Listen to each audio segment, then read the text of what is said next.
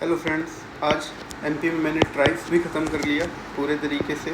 Tribes को ख़त्म करने के बाद अब मैं देख रहा हूँ फेस्टिवल्स, और ऐसे ही छोटे छोटे टॉपिक अब आ रहे हैं कि फेस्टिवल्स, मेला, ये सारी चीज़ें जितनी भी आएंगी लगभग कल जो है तो ये कवर्ड हो जाएगी। फिर हिस्ट्री वाला पार्ट आएगा तो हम उसको रिवीजन करते हुए चलेंगे। लगभग मैं पहुँच चुका हूँ 237 के आसपास पेज पे। अब देखिएगा यहाँ पे ऐसी चीज़ें, मेला है, त्यौहार है, इस तरह की चीज़ें हैं, गुफाएं, ये सब मतलब एक एक पेज, दो पेज में ऐसे इन्फॉर्मेशन दी गई है। तो यहाँ पे मतलब सक्सेसफुली बहुत लंबा पड़ाव पार करके आ रहे हैं। जियोग्राफी ख़त्म कर लिया आपने देखा, इकोनॉमिक्स ख़त्म किया, पॉलिटी ख़त्म किया, अब ये ट्राइब्स, इसको भी ख़त्म कर लिया। अभी मल्टीपल चीज़ें चल रही हैं, फिर हिस्ट्री आएगा, वो भी ख़त्म हो गई। मेजर ख़त्म है। 25 जून को मैंने बोला है, 25 जून को आप याद रखिए 100% एक बार विद वन रिवीजन ख़त्म। सेकेंड रिवीजन डन हो जाएगा 30 जून को, 5 दिन के अंदर, और 1 जून से PYQ प्रैक्टिस स्टार्ट हो जाएगी। यहाँ पे जैसा मैंने बोला था सेकेंड स्लॉट में, आज मैंने इन्वायरमेंटल इकोनॉमिक्स है, तो इन्वायरमेंट एंड डेमोग्राफी कहिए उसको, इसमें मैम ने अपना पल्लू झाड़ लिया, बोल दिया कि भाई ये जो है तो करंट अफेयर ओरिएंटेड ज़्यादा है। जो स्टैटिक है मैंने पढ़ा दिया, पेड डायलॉग उनका जो स्टैटिक है मैंने पढ़ा दिया, हालांकि उन्होंने पढ़ाया पर एक दो कुछ चीज़ें ऐसा लग रहा है कि छोड़ी हुई है। खैर वो सर्च करके पढ़ लेंगे, यहाँ से आती भी ऐसी ही चीज़ें हैं। मतलब अब डेमोग्राफी से क्या आ जाता है, यही मोर्टेलिटी, फर्टिलिटी, मोरबिडिटी, IMR, और बहुत सारी पॉपुलेशन की थ्योरीज़ हैं वो आ जाती हैं। इन्वायरमेंट से भी यही ऐसी थ्योरीज़ ही आती हैं, इन्वायरमेंट से भी पब्लिक गुड, प्राइवेट गुड, ये सब भी पूछ सकता है, तो वो लगभग कवर्ड है। बाकी करंट अफेयर ओरिएंटेड की भाई करंट में MMR क्या चल रहा है, IMR क्या चल रहा है, इनसे रिलेटेड कोई चीज़ें कन्वेंसन होगा वो पूछ दिया जा सकता है।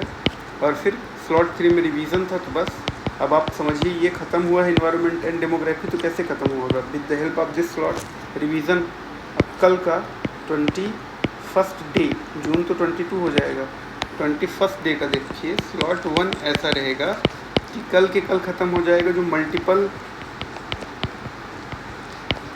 एरिया वाला पोर्शन बचा हुआ है, मतलब कुछ भी रैंडम चीज़ें आती जा रही हैं, टिल हिस्ट्री मतलब जहाँ से हिस्ट्री शुरू हो रही है उसके जस्ट पहले तक ये पूरा कर लूँगा मैं कल। और फिर स्लॉट 2 में आप देखिए एक ही यूनिट बची है, इंडियन इकोनॉमी।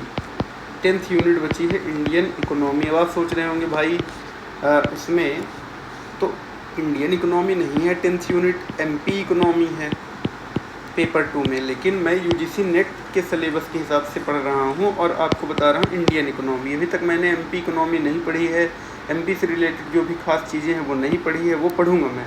ये इंडियन इकोनॉमी लास्ट यूनिट है UGC नेट के सिलेबस के हिसाब से। 9 यूनिट कॉमन है, एक ही यूनिट में डिफरेंस है ना, सिर्फ MP इकोनॉमी अलग से इसने इंट्रोड्यूस कर दी है, बाकी सारी यूनिट कॉमन ही है। फिर स्लॉट 3 में क्या होगा, बस इसी इंडियन इकोनॉमी का रिवीजन, इसमें भी सिर्फ 6 वीडियोज़ है, तो आप ऐसा समझिए कल ये ख़त्म। और कल कौन सी डेट है? 22। तो अब बचेंगे 22 के बाद 8 दिन, 30 जून तक में। 8 दिन में इन 10 यूनिट्स का करूँगा मैं रिवीज़न। तो 30 को इसका भी रिवीजन डन, 30 को पेपर 1 का भी रिवीजन डन। फिर 1 से लेके 12 जुलाई तक क्या करूँगा, PYQ ख़त्म करूँगा, दोनों पेपर के PYQ ख़त्म करूँगा, प्लस ये जो पढ़ा है उसका रिवीजन। दोस्तों ऐसा नहीं हो सकता PYQ पे रहूँ और रिवीजन ना करूँ। एक ही PYQ एक दिन में, 12 PYQ 12 दिन में हो जाएंगे 12 पेपर, और रिवीजन के साथ साथ प्लस जैसे MP इकोनॉमी मैंने नहीं पढ़ी है तो MP इकोनॉमी ख़त्म करूँगा, 1-1 घंटे 2-2 घंटे करके। 12 दिन है तो आराम से कवर हो जाएगा 12 तक में। फिर आप देखिए 12 जुलाई को फेज़ 1 का पेपर है, फेज़ 1 का।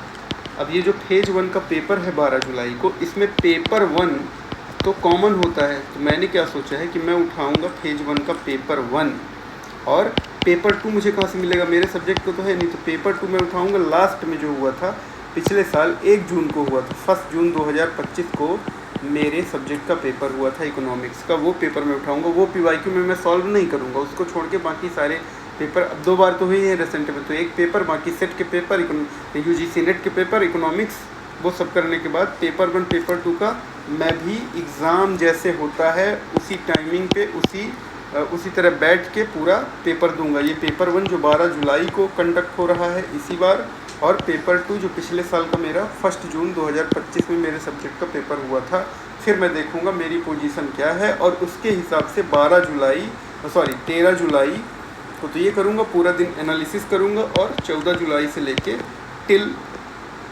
31 ऑफ जुलाई तक का प्लान बनाऊंगा। 1 अगस्त को नहीं पढ़ूंगा, 2 को पेपर डी डे है, तो बस 14 जुलाई से लेके 31 का प्लान कैसे प्रिपेयर होगा, वो कमियां एनालाइज करके आप भी ऐसा ही कुछ करिए अपने लिए। और जिनका पेपर 12 जुलाई को है अभी तक, उनको तो ये कर लेना चाहिए था। अगर वो नहीं किए हैं तो एनालिसिस करिए, ऐसे ही आँख में पट्टी बांध के पढ़ते मत जाइएगा। एक रिदम में सवालों को देखिए, पीवाईक्यू में क्या पूछते हैं, उन एरियाज में ज़्यादा फोकस करिए, तभी सिलेक्शन होगा।